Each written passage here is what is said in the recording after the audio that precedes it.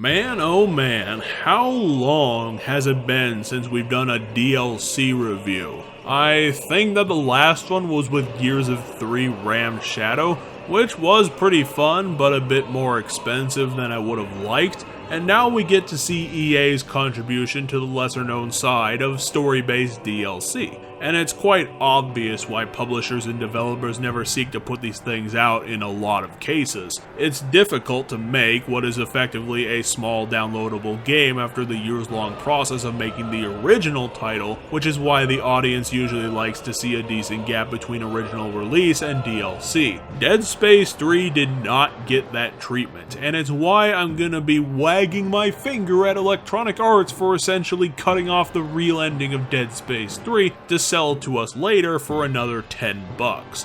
Why? It's because the Afterfall DLC was released a grand 1 month after the game's initial launch, which tells me everything I need to know. Electronic Arts and Visceral Games were creating content during the original development that was specifically meant for DLC, and that is some royal bullshit, when it's still this expensive 4 years later. I remember when I got the Jetstream Sam and Blade Wolf DLCs for Metal Gear Rising for free because Platinum Games and Konami's editions were made with in-game assets and were incredibly threadbare.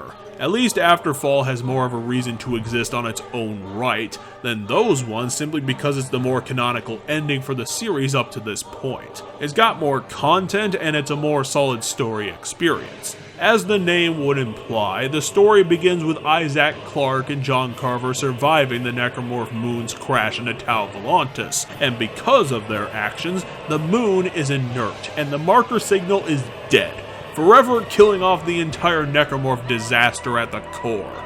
Or so we thought. Nope, it turns out that the other Necromorph moons are still able to broadcast the signal, leading the Necromorphs to continue fighting against the player's attempts to escape Tau Volantis and warn Earth of the impending crisis, now that they've woken up.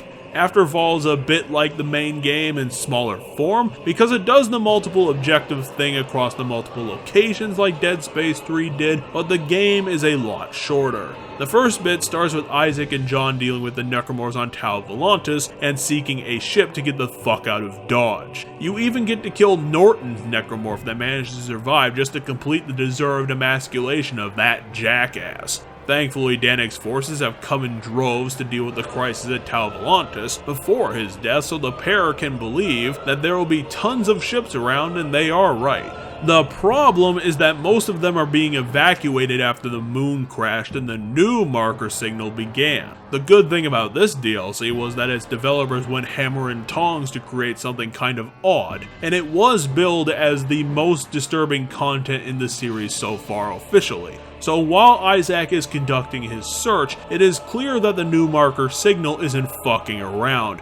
At the chant of "they are coming, they are hungry" begins, leaving most of Danik's remaining forces in a comatose suicidal state that is incredibly creepy as you pilfer their supplies to keep yourself going. One of the downsides of this DLC is that even compared to the main game, it is insultingly easy as a final chapter. I ended the game probably toting around 15 health items, because the game just decides to plaster your face with health items and somatic gel, basically saying that if you weren't able to get all the upgrades before, well, you sure can now, champ. Although it kind of makes sense why Visceral wants to keep the survival very, very far away from this part of the game, since plot twists are flying at you left and right, and Visceral needs to keep you on focus as they build up to the next chapter of their series. Plus, you probably only meet Necromorphs around 50% of the time in this section of the game, and most of the time, it's happening in obvious new marker signal hallucinations. Yeah, that's another big issue in this DLC, because what the developers meant by having the most disturbing content of all time is that Isaac is simply being hit with constant hallucinations and delusions provided by the somehow powered up new marker signal. And this wouldn't be a problem if the game progressed as usual and you cut down the necromorphs ad nauseum, but that doesn't happen, especially when dealing with the DLC's antagonist, the Prophet, who seems to be a strange necromorph version of Isaac Clarke himself, created by the necromorph Moons to convince Isaac to help spread their message. They are really keen to get him on board for some reason, and the huge gameplay issue when you deal with the Prophet is that because it's a delusion created by the Moons, when you fight him you can never tell if you're dealing damage to him or if you just need to survive for a set period of time, and it's that incredibly aggravating type of invincibility where the Prophet just eats every single shot in a way that you can't tell if you need to be wasting the ammo or not. It pisses me the hell off because you literally can't tell what the game wants you to do to win it, and the threat itself is bullshit because he flickers around all over the damn place. The hallucinations are halfway decent, but it's also a great chance for Visceral to be sort of lazy and have you do several of the marker hallucination Shadow Necromorph battles from Dead Space 2 in a single recycled location. And I get that it somehow makes sense and serves the plot in an interesting way in terms of hallucination tropes, but it's also pretty lazy on the developer's part to keep reusing this location, especially when most of the uses are just survive long enough battles against the Prophet. Thankfully, the game breaks up which type of hallucination you get so that you aren't bored by the constant showing of them. But over the 90 minutes of this DLC, it does get repetitive and dullish nonetheless. But if you stick with it and deal with Isaac's cracking psyche, then getting the ship powered up is pretty easy. Apparently, Visceral didn't want to recycle the entire level with this DLC and substituted adding content with locking off parts of the level. I'm not that down on Visceral using Dead Space 3's assets to make this story because it has more of a reason to happen than, say, Dark Souls 3 as a main game or Metal Gear Rising's DLC. What happened in the DLC? Well, Isaac and John fell back on Tau Volantis and now they need to leave. They need some parts from the spaceship graveyard to get back to Earth, so it has a logical reason to be recycled. And it's kind of a fun trip down memory lane. Now with the ship all gassed up, Isaac and John can get to the spaceship graveyard and hopefully scavenge a leftover hyperspace drive to get back to Earth. They just kind of assume that they can find one on the old planet cracker Terra Nova, and if you thought things were getting a bit screwy down on Tau Volantis with the new marker signal, then you haven't begun to fear yet, my friends. On board the Terra Nova, a bunch of Danik's abandoned men have decided to hunker down, but when the moon crashed and the signal decentralized, many sought the event as a religious sign of the gods. Their entire faith has been shaken right in front of them, and a lot of Danik's men are unable to figure out the meaning behind the marker signal's change from becoming one to becoming hungry. Yeah, a lot of people were killed as they tried to make sense of it and from the chaos arisen order. A new world order, to be precise. One of Danik's men with some sense of logic about the new marker signal soon attracted the subservience of his fellows and spontaneously formed the new Unitologist Church, in which some of the original tenets still apply, such as the Zealots chopping up the bodies of unbelievers and flesh-gineering them with other limbs and body parts to create powerful beings. I'm not really sure why the new churchgoers are doing this, but maybe it's to help the spread of the marker's message, just a thought. And it's like this new church stuff is happening in the background. No, you get to see several of their gathering rituals that usually revolve around slitting up some trapped space explorer.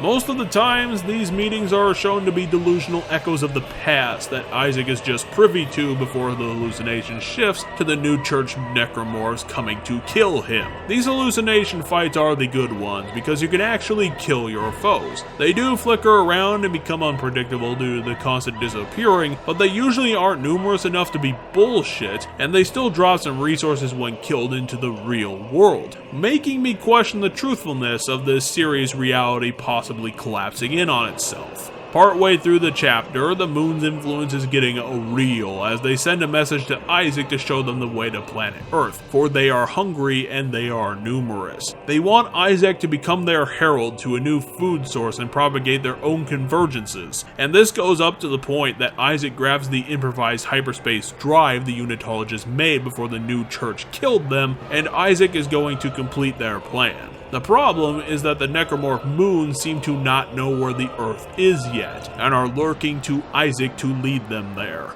Since the pair are kind of on borrowed time from cheating death in the first place, Isaac now wants to destroy the hyperspace drive and strand them out here at Tau Volantis to protect the planet Earth. John is appropriately terrified and is now fighting Isaac tooth and nail for the only item that can get the pair back to home base. This quickly leads into a gunfight that turns into a mental breakdown as the hallucinations cause Isaac to start fighting multiple clones of John Carver in a well-done fight, since the clones make it tense and fretful without having the numbers and combat ability become true dickheads. But then it immediately shifts over to finally getting to properly deal with the Prophet and kill him in the delusion, thus silencing him forever. If the player wins that fight, then the ghost is given up, and Isaac realizes that the moons were just fucking with him as they already know where the Earth is. They were just wasting Isaac's time, which is a clever little twist. The game is nearly over at this point with only a final puzzle to get in the way of the credits. Isaac installs the hyperspace drive, overpowers the generators on Terra Nova to get it functioning, and drives the planet Cracker back to Earth, only to discover that the moons have beat him to the punch. I'm not really sure why all of the Brethren moons have decided to invade Earth simultaneously, but it's certainly gonna make for an awesome Dead Space 4 whenever that's coming out. And this revelation about the necromorph moons is why I'm disappointed that the DLC revealing this was not only cut from the original game, but this ending certainly could have worked as intended in the finished package. But it was also released so close to Dead Space 3's original release that the build-up to the next sequel's impact is lost, since it takes too long to make these games, so this revelation isn't going to be fresh in the fanbase's mind. It was certainly a stupid, publisher-pushed move that serves to make money instead of making a stronger plot and video game, which is kind of important in a story-driven one. My final thoughts on this DLC is that it's the ending that Dead Space 3 should have had, cut off to be sold for extra money, and considering that it can be concluded in under 90 minutes, the $10 price tag is a bit steep.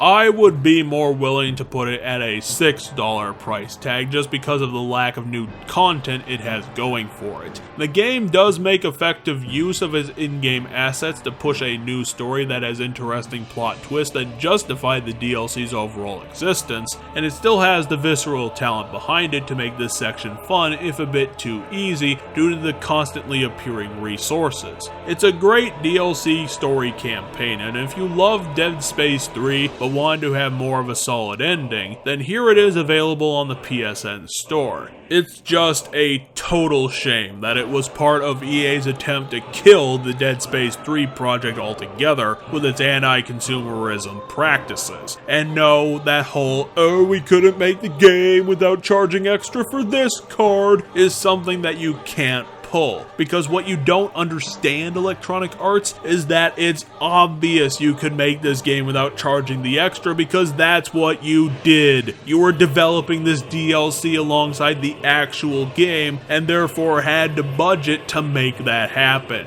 if you wanted to recoup your losses, and that's giving you some monstrous benefit of the doubt that you don't deserve. Then you should have sold the whole thing for a higher price instead of chopping off the ending as an additional feature, and that was a stupid ass move either way, EA, because since you cut off this revelation, either way in Dead Space 4, you're gonna have to recap this for your series' next game since you put vital plot twists in as optional content. Seriously, fuck yourself for what you did to this great game. I'll be leaving this video with my final scores on this matter.